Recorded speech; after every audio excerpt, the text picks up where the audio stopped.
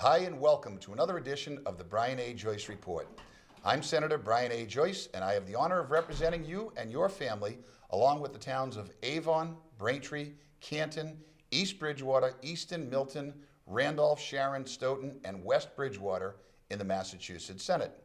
The purpose of this program is to keep you up to date on what's happening in the legislature, as well as to discuss the vital issues that affect your lives every day. We'll also introduce you to interesting guests who are some of the Massachusetts' most important decision makers.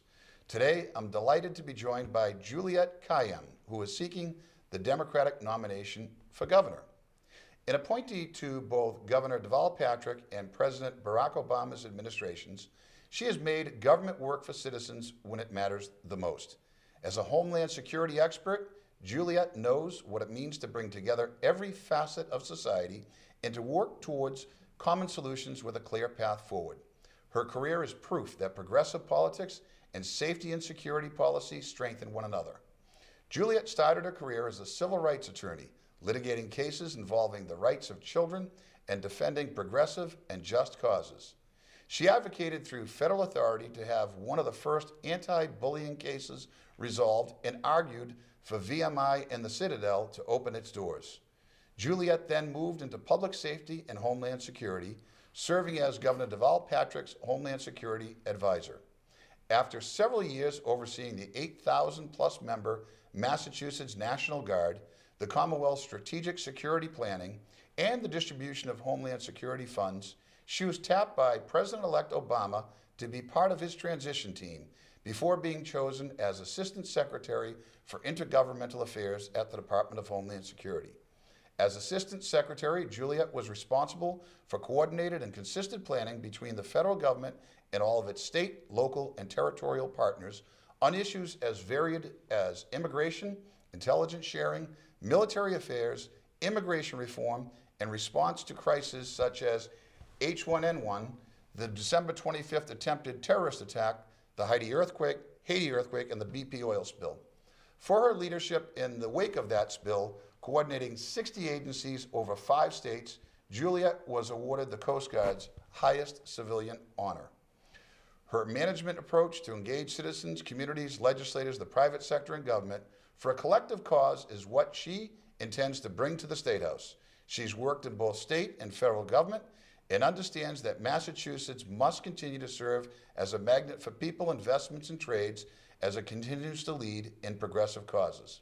She was responsible for major investment and job-creating efforts, including the state's first communication strategy to guide millions of dollars in public safety investments, the move of the National Guard headquarters to Hanscom Military Base, and serving on the Mass Maritime Committee to ensure that our ports remain vibrant and safe hubs of recreation and commerce. In her time in state government, she worked throughout the state to guide investments and planning for the needs of local communities. So Juliette is a proven leader, has taught new leaders in public safety and military at the Kennedy School, served as a CNN analyst, and was a columnist for the Boston Globe. In 2013, she was a Pulitzer Prize finalist for a series urging the Pentagon to end its female combat exclusion role, a prohibition the military has since lifted in recognitions of women's contribution to the war effort. Juliette's the daughter of a Christian Lebanese immigrant family and values the inclusive and generous spirit of this state. Raising her 3 children in an interfaith marriage, she's a member of Temple Sinai in Brookline. She lives with her husband and their school-age children in Cambridge. Juliette, thanks for coming. Thank you Please. for having me. Now, I'm done. That was the long version. I got to tell you, I've been doing this show 3 years. That was the longest intro I ever gave. I know. More than 3 years. The longest intro I ever gave anybody. We must have handed you something that my mother wrote. That was great. I think we're done. The depth and breadth of your knowledge and experience. I think it goes downhill from there. And here's the thing, you're younger than I am, right? You're just a kid. You had to be younger than me. You're actually asking me. I'm 44. don't say I know. that. I have to tell everything. I'm 44, turned 45 this August. All right, you got a lot in those 44 how old are years. you? I'm 51. Don't look at But you know what? We're like automobiles. It's not the years, it's the miles. And my odometer's gone around a few times. It's because you have 5 kids. Yeah. You know, I only have 3. It gave me a few extra years there. But. So you've accomplished a lot. Where did you grow up? Los Angeles, California. And came here when? I came here for college and then essentially stayed here. Was that Harvard College? Harvard College, excuse me, and Harvard Law School. I essentially stayed here, met David. We sort of viewed this as home.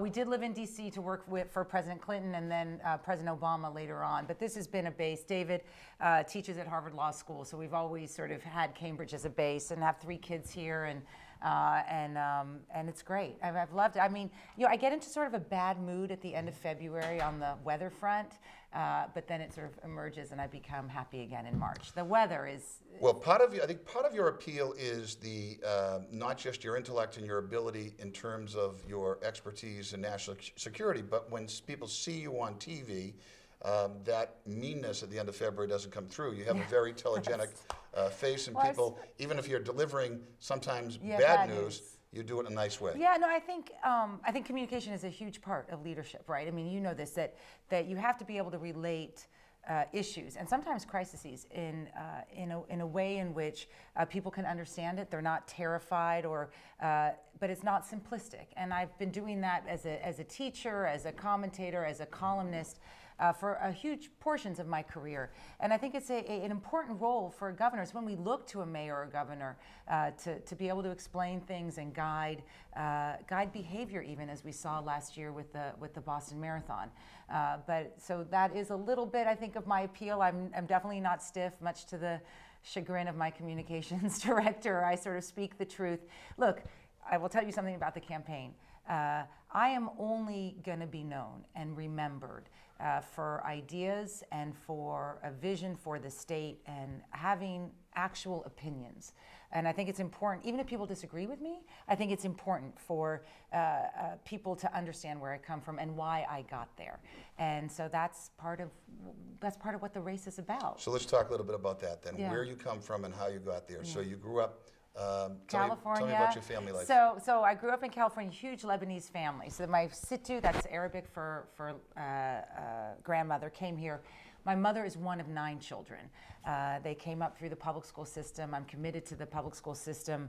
And my Sittu, I tell a story of my Sittu, like many immigrant matriarchs, used to carry around the papers of her journey, the immigration forms, the passport, the birth certificates of her 9 children. And whenever her 30-plus grandchildren, including myself, got in her face, she would pull out the Ziploc bag, and it made no sense whatsoever, but she would pull out the Ziploc bag and she would say, I belong, in her heavy Arabic accent, I belong.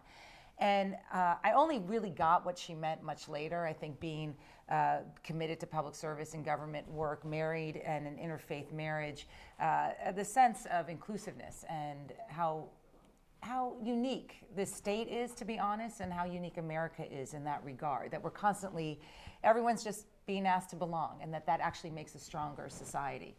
Moved here, college here was You were one of how many children?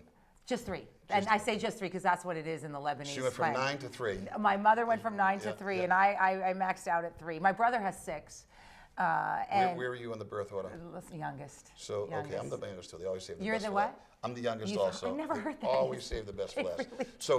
Really So, you're a very bright student, clearly, to come out here and go to Well, Harvard. I was, but people. I mean, when you say you're not very stiff, my big sport was volleyball and beach volleyball. I was a volleyball player. I like surfing and paddleboarding.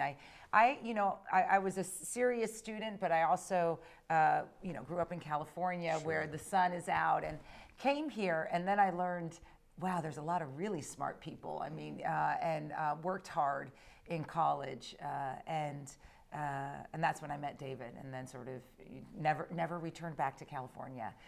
Went to law school. I actually, between college and law school, I spent a year in South Africa working as a journalist. So huge parts of my career I'm always writing or communicating as a journalist and a teacher at the University of Western Cape. These were the years that Mandela had been released, but he wasn't yet president, very violent years.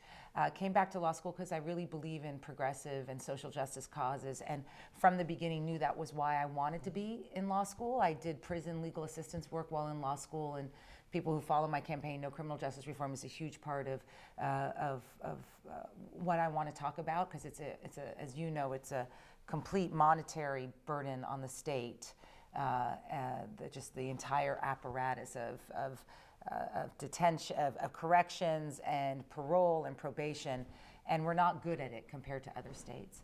And then when an assistant attorney general, Deval Patrick, was the head of civil rights. They have an honors program which hires people straight out of law school, and I got hired and litigated cases for 5 years at the Department of Justice. And that was amazing to be, gosh, how old was I then? 26 and 25, 26. You go around the country and you're like, I represent the United States and I'm fighting for justice. And it's an incredible honor, if not burden. And these were desegregation cases and Title IX cases, cases of access, which are always going on.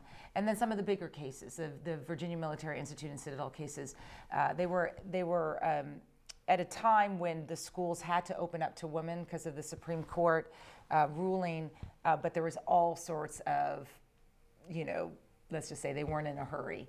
So there was still a lot of litigation going on. And, it was hard that, this South Carolina and Virginia believed that VMI and the Citadel should not allow women in. And we did, and now they're 10 or 12% women. I mean, I view progress as a long haul. And so it was very exciting. And then we moved back up here after close to the end of the Clinton administration. So I had occasion to visit with Deval during that period, Yeah. and he was he your neighbor? Is my that next door neighbor. Yeah. And at the time, his office was the office that had been occupied by J. Edgar Hoover. Yes. And it was interesting. You go in there, his desk was up on a platform, because that's what J. Edgar had. His desk was up on a platform, so he looked down on everybody. It was kind of funny. We got a kick out of that. Yeah, it's a gorgeous office, and I was there when he was there, and it was because they used to have the FBI in the old Department of Justice building, and Hoover was a man unto himself, and so there's all sorts of speculation about that office, about what he kept there, and wiretapping and surveillance and stuff. So, and the fact that it becomes the head of the Civil Rights Division's office is justice, I believe. So, okay, so you fought for civil rights. Yeah. And, okay, let me just ask you, what's the next battle in civil rights? Well, there's, I have to be honest with you, I tend to think that it's never over. I'm sort of a long haul marathon, no finish line. That we're always going to need to be pushing, whether it's women's issues, gay rights, and equality. I think a big issue coming up for this state is immigration and this country. I believe it is actually, I've been pushing for comprehensive immigration reform. I think it's the only solution. I think that President Obama can still get it in the last 2 years, because I think the politics are right for the Republicans. I think as a state, we can do things to be at the forefront in state tuition.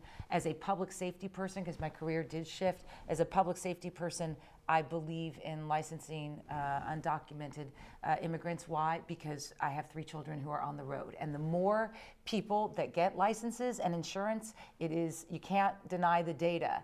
People, the roads are safer, right? So and that's why all these police chiefs are for it, because they just see if you get more people into the system, and then, beginning to focus on the 12 or 14 million people who are here, many of them for a long time, and have no pathway to be to the table. 12 or 14 million? In the nation, excuse me. I don't know if we know, I should find out the number. I don't know the exact number here. It's sort of like my situ. It's like if you only have 2 options, right? I mean, you either So throw situ, people out. is that Lebanese for grandmother? Grandmother, yeah. Is she still alive? No, she's not. Was she alive when you went to Harvard? Yeah, she was, and she have been very was. proud. Yeah, she was, and I think when you have 9 children and 30 plus grandchildren and like over 100 great and great grandchildren. She was very proud, but she also, she was pretty formidable. Nothing faced her. And she was an amazing woman. She really All right, was. so here's the thing in this show, right? It's a quick show, it's 30 minutes. Okay. And my introduction to you was like 15 I minutes. know. So I wish you had read it. Did you not? You didn't read it before. I want to just go over and just give you an opportunity to make your pitch. Okay. So you're Juliette Kayyem. You're obviously very personable, very engaging. Yes. And Thank you you. have significant experience as, in Homeland Security and issues that have to do with criminal justice and the like. But why do you want to be governor, and why should the people watching TV vote for you? So my name is Juliette Kayyem, and I believe, given all of my experiences in public service, I believe in government's capacity to do good.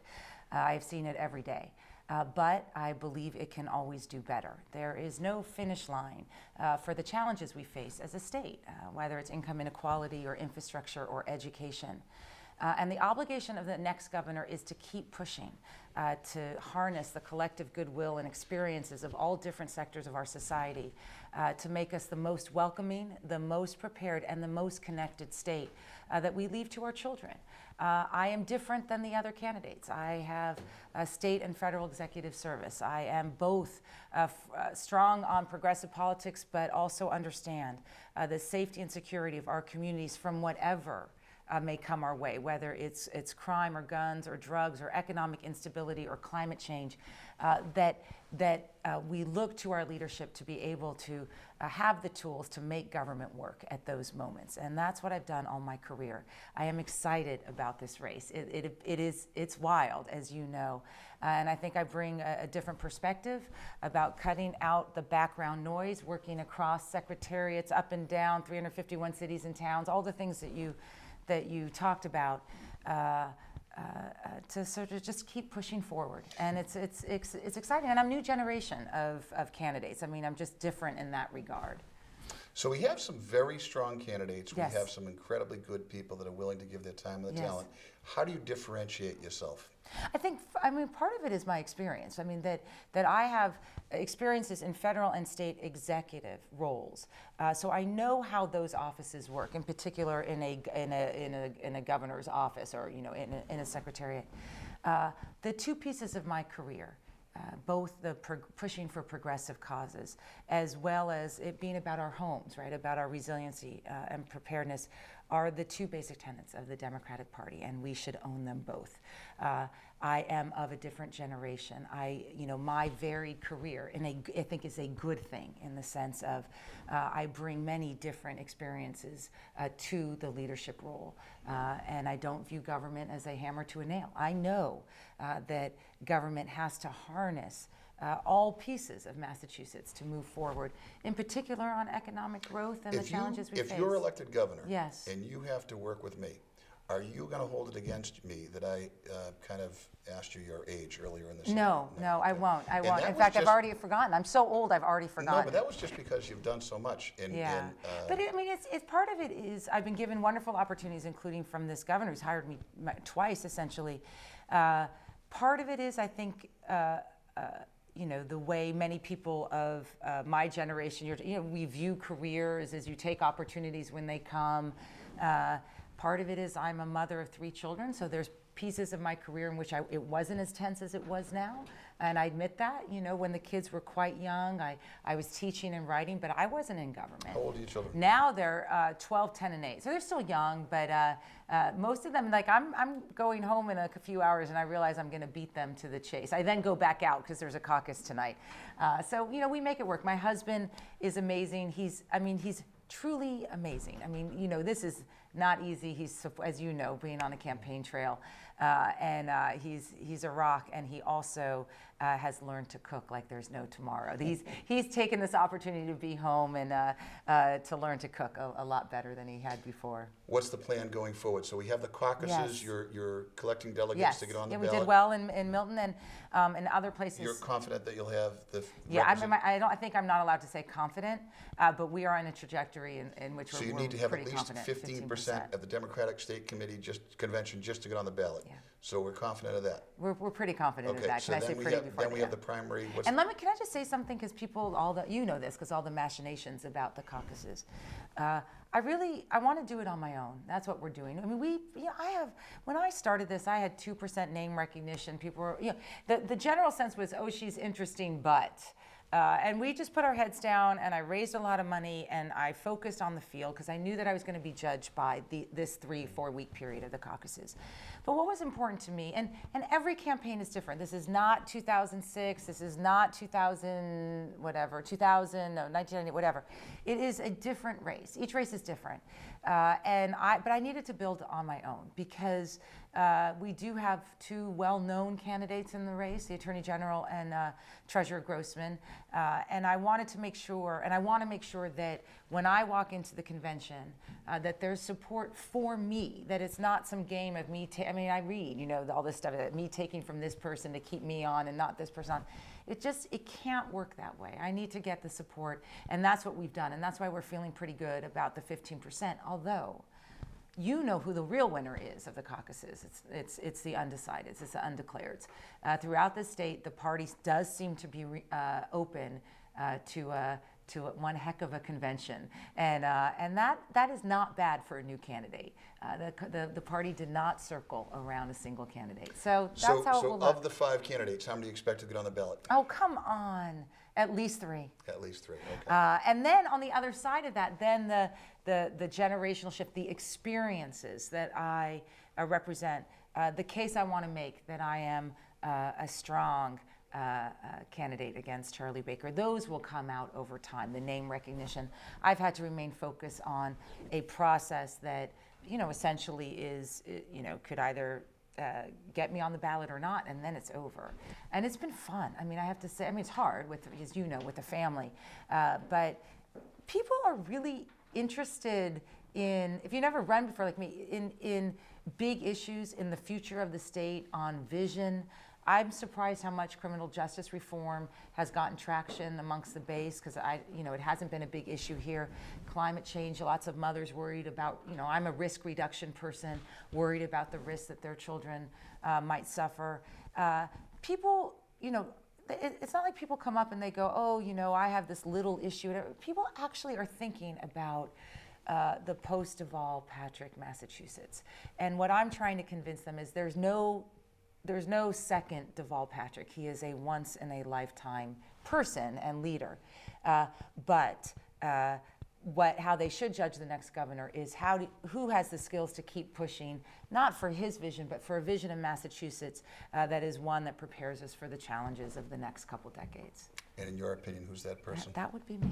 Otherwise, let me tell you, this is not easy. Otherwise, I wouldn't be not running. And I'm glad you're having fun with it. That's, probably the 2 pieces of advice I give to someone that run is A, you need to get in shape, because it's an incredibly physically grueling as well as mentally taxing challenge, but also try to have fun with it. And it is an incredible demand on your family, and you're lucky to have a supportive spouse and children that hopefully are enjoying it as well. But so it's been delightful to talk today with Juliette Kayyem. I want to thank her for taking time out of her busy schedule to join us and talk about her candidacy for governor of Massachusetts.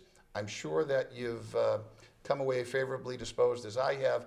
If you have any additional information you'd like to learn about Juliette Kayyem and her candidacy for governor, where would they find that? At www.juliettekayem, KAYYEM.com. And everything, including, big plans for criminal justice. People can actually read my vision for the state and know I actually have opinions, which I think is a good thing for a candidate to have. Good. Okay, so I'm Brian Joyce. Thanks for joining us today. We'll see you again next time. We're going to have all the candidates on the, at least the Democratic side. We'll actually put invites out to the Republican candidates as well, so that you have, an informed electorate, and you're able to make an informed decision when you vote in September and again in November. Again, I'm Brian Joyce. Thanks for the opportunity to serve you in the Massachusetts Senate.